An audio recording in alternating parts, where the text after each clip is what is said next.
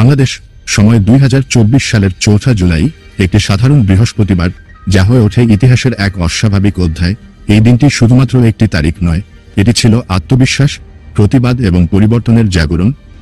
ঢাকা বিশ্ববিদ্যালয় সহ দেশের নানা প্রান্তে শিক্ষার্থীরা পথে নামে। তাদের কণ্ঠে একটাই দাবি, সরকারি চাকরিতে মুক্তিযোদ্ধা কোটা পুনর্বহাল নয়, বৈষম্যহীন নিয়োগ চাই। তারা বিশ্বাস করে কোটা ব্যবস্থা আজ বৈষম্যের প্রতীক। সকাল থেকে শুরু হয় শাহবাগ মোড় অবরোধ, চিৎকারের সাথে মিশে যায় বৃষ্টির শব্দ, কিন্তু তরুণদের চোখে ঝরে না ক্লান্তি। বৃষ্টি নয়, তাদের প্রতিবাদী আজ আকাশকে কাঁপিয়ে তোলে। একই দিনে ঘটে আরেকটি গুরুত্বপূর্ণ ঘটনা।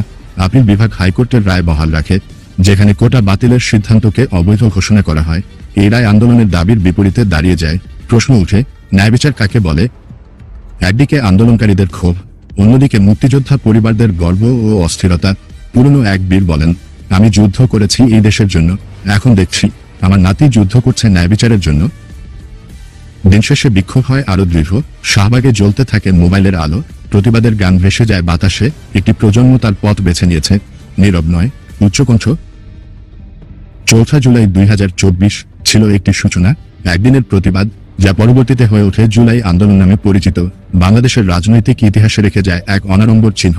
প্রতিটি কণ্ঠস্বরে ছিল প্রশ্ন, প্রত্যাশা এবং প্রতিজ্ঞা। এই ডকুমেন্টারি শুধু একটি দিনের গল্প নয়, এটি ভবিষ্যতের দিকে ছুড়ে দেওয়া এক প্রশ্ন। আমরা কি ধরনের সমাজ গড়তে চাই? জবাবটা এখনো লেখা হচ্ছে প্রতিদিনের প্রতিবাদে।